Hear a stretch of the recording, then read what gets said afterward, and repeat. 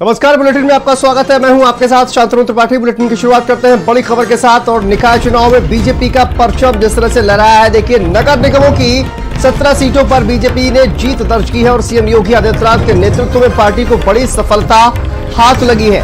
नगर पंचायत और पालिका में भी बीजेपी का परचम लहरा है। और आपको बता दें कि बीजेपी के खाते में सबसे ज्यादा सीटें आई हैं। 199 नगर पालिका में 88 सीटों पर बीजेपी ने कब्जा किया है। और बात नगर पंचायत की जाए तो नगर पंचायत की 544 में 189 सीटें बीजेपी के नाम हुई हैं। तो यूपी निकाय चुनाव में बीजेपी की जीत का परचम एक बार फिर से लहराया है। 17 नगर निगम की सीटों पर भारतीय जनता पार्टी ने कब्जा किया है।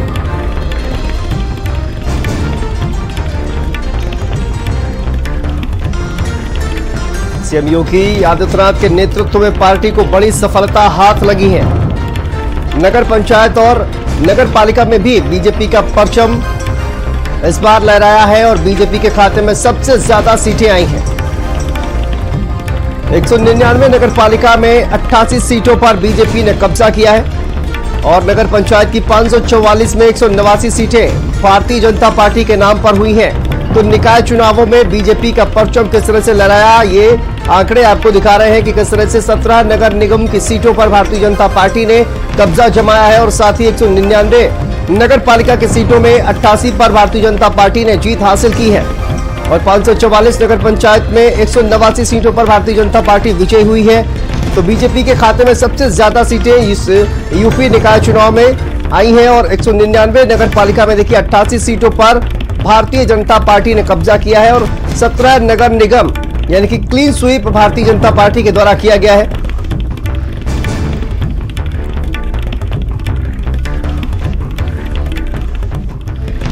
तो नगर निगम की 17 सीटों पर भारतीय जनता पार्टी की शानदार जीत और सीएम योगी आदित्यनाथ के नेतृत्व में पार्टी को बड़ी सफलता मिली है। नगर पंचायत और नगर पालिका में भी बीजेपी का परचम लहराया।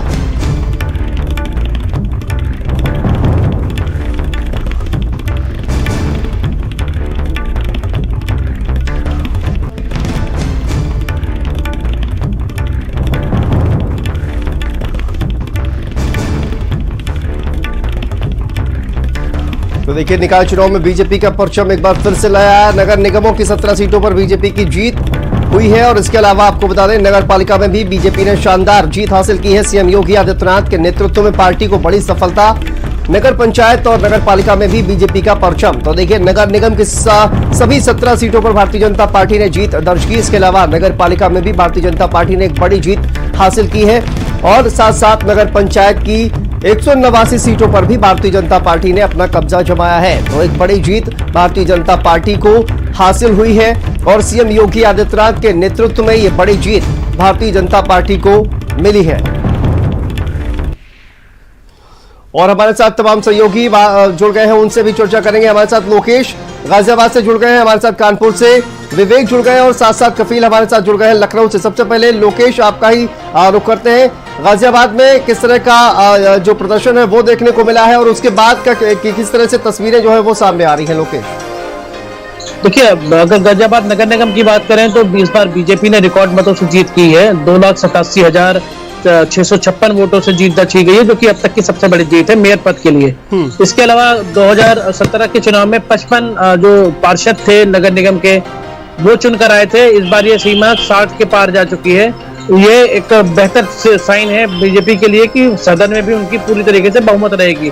हालांकि इस बार आम आदमी पार्टी और AIMIM ने भी अपना खाता नगर निगम के पार्षदों में पद के लिए खुला है और वहां पर 3 और 2 पार्षद क्रमशः आप और AIMIM से जीत के आए हैं।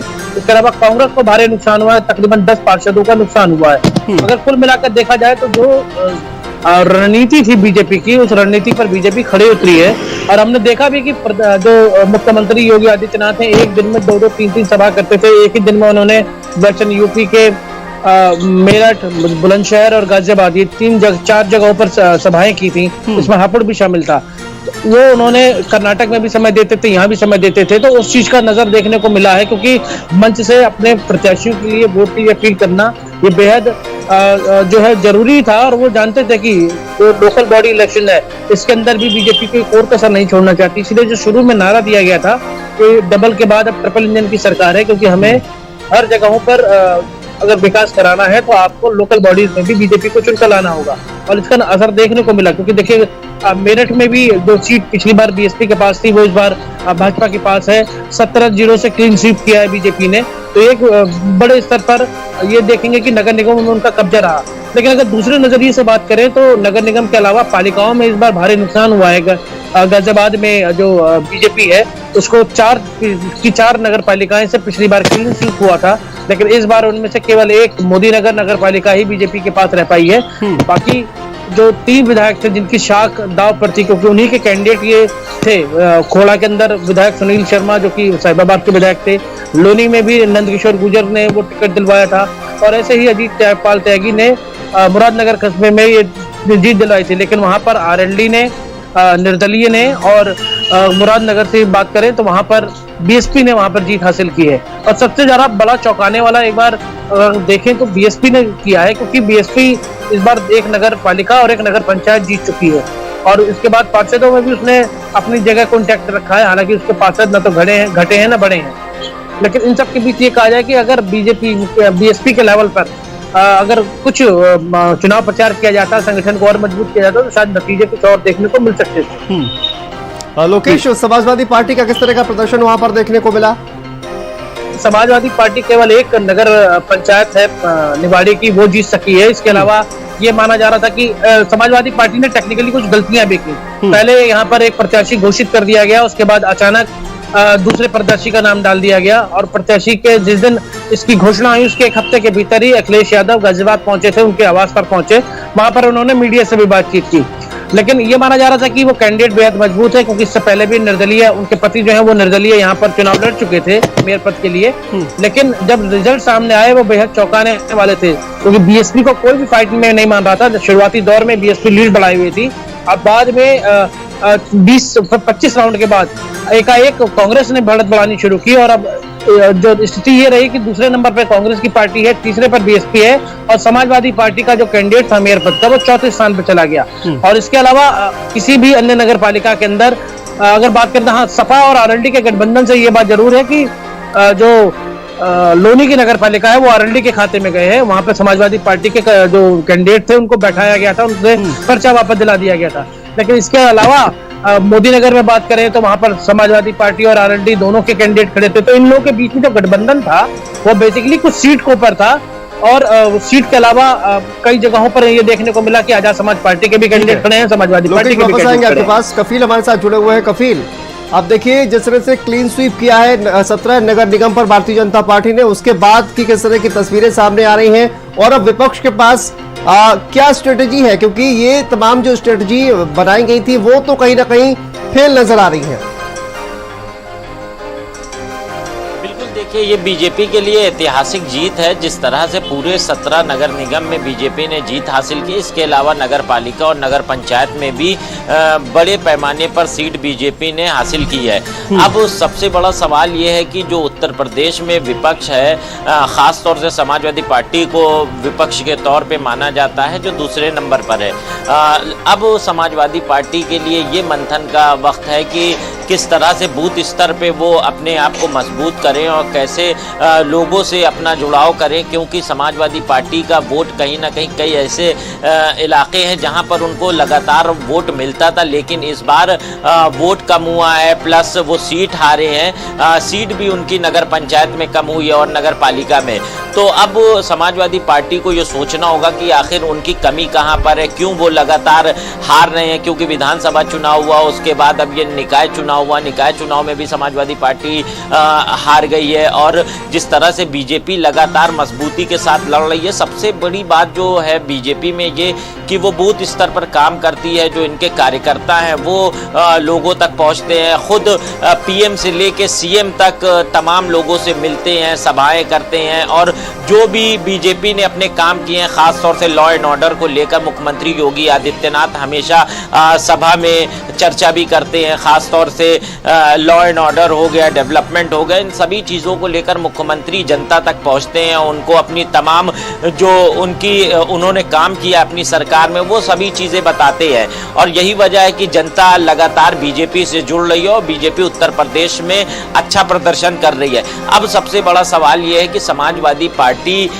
जिसको लगातार बीजेपी ने भी, जब कल बीजेपी के कई नेताओं का बयान आया, उन्होंने ये कहा कि समाजवादी पार्टी सड़क पर नहीं निकलती है, जनता से जुड़ती नहीं है, यही वजह है कि आज समाजवादी पार्टी का ये हाल है। तो समाजवादी पार्टी को अब ये सोचना होगा कि आखिर वो बूथ स्तर तक कैसे जुड़े और तो कैसे क्या वोटरों को अपनी तरफ स्ट्रेटजी चेंज की जाएगी? क्या जिस तरह से स्ट्रेटजी अभी तक बनाई जा रही थी, जो रणनीति बनाई जा रही थी, क्या अब उसमें परिवर्तन देखने को मिलेगा?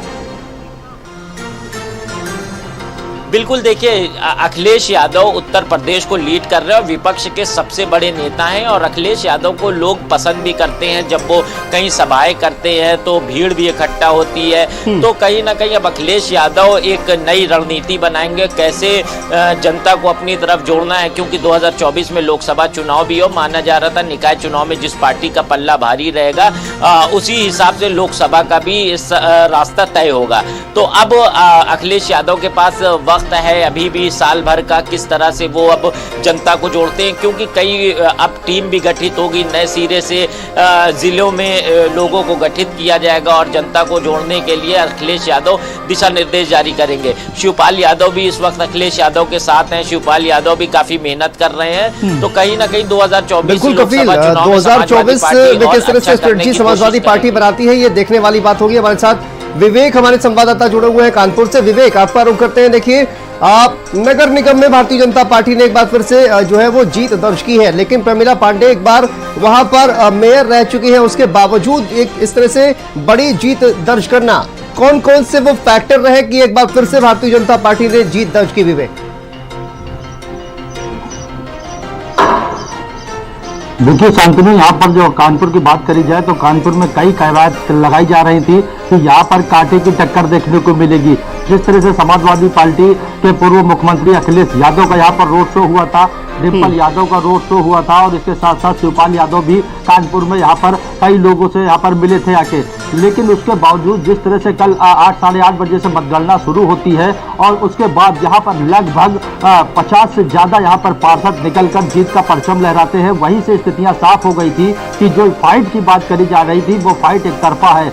जिस तरह से यहाँ पर महापौर ने 4,60,000 लगभग यहाँ पर वोट पाए हैं और यहाँ पर अगर बात करी जाए सपा की तो यहाँ 2,60,000 तकरीबन यहाँ पर वोट मिले हैं। तो यहाँ पर प्रमिला पांडे जो इससे पहले जीती थी वो 1 लाख के अंतर से जीती थी, लेकिन इस बार उन्होंने जो है रिकॉर्ड तोड़ यहाँ पर जीत हासिल करी है, 1,77,000 वोटों से अपनी जीत हासिल की है। तो यहाँ पर जिस तरह से फाइट मानी जा रही थी वो फाइट एक तरफा हुई कि जिस तरह से मतगणना जिस समय सुबह से ही शुरू हुई थी, महापौर प्रमिला पांडे जिस तरह से पहले ही राउंड में आगे हुई, लेकिन उसके बावजूद यहाँ पर कभी भी ये देखने को नहीं मिला कि कांग्रेस आगे हुई या सपा आगे हुई। पहले ही राउंड से आगे होने के साथ साथ लास्ट तक वो आगे ही बढ़ती चली गई। विवेक, कौन से वो मुद्दे थे जिसमें समाजवादी पार्टी जहां पर एक कांटे की टक्कर लग रही थी, लेकिन उसके बाद जिस तरह से मुकाबला एक तरफा होता वहां पर चला गया, तो कौन कौन से वो मुद्दे थे जिनसे समाजवादी पार्टी को नुकसान हुआ?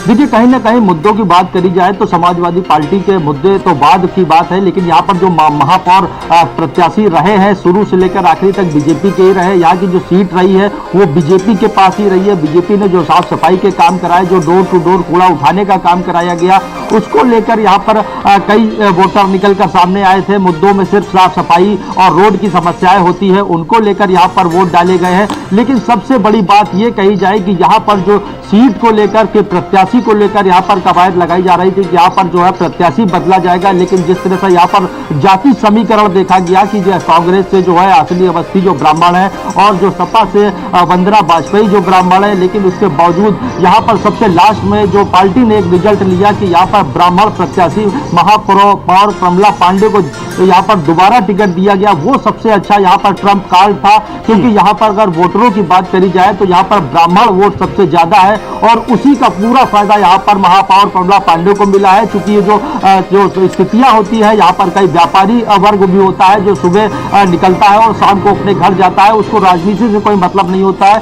तो यहाँ पर जो बीजेपी का वोट बैंक है वो पूरी तरह से यहाँ पर हावी रहा, और कहीं ना कहीं जिस तरह से 1 लाख के मतों से पिछली बार महापौर प्रमला पांडे जीती थी, उसी तरह से इस बार रिकॉर्ड तोड़ मतों से 1,77,000 वोटों से प्रमला पांडे ने फिर से विजय प्राप्त करी। और भारत समाचार से खास बातचीत में उन्होंने ये भी कहा कि कहीं ना कहीं यहाँ पर लोग फाइट की बात कर रहे थे, लेकिन मुझे एक तरफा जीत की कामना थी, और इस जीत की पूरा श्रेय वो योगी और मोदी और यहाँ पर सतीश महाना, सुरेंद्र महतानी और जितने भी यहाँ पर विधायक और सांसद हैं उनको देना चाहेंगी और क्षेत्र की जनता को देना चाहेंगी, क्योंकि उनका साफ तौर पर कहना है कि मैं जिस जिस क्षेत्र में घूमी वहां के पार्षद विजय हुए हैं और यहाँ पर पूरे क्षेत्र की जनता को उनको आशीर्वाद मिला है, और जो भी काम उनके अधूरे रह गए थे वो काम और पूरा कफील, आप करेंगी। सभी का बहुत बहुत शुक्रिया इस तमाम जानकारी के लिए, तमाम अपडेट के लिए।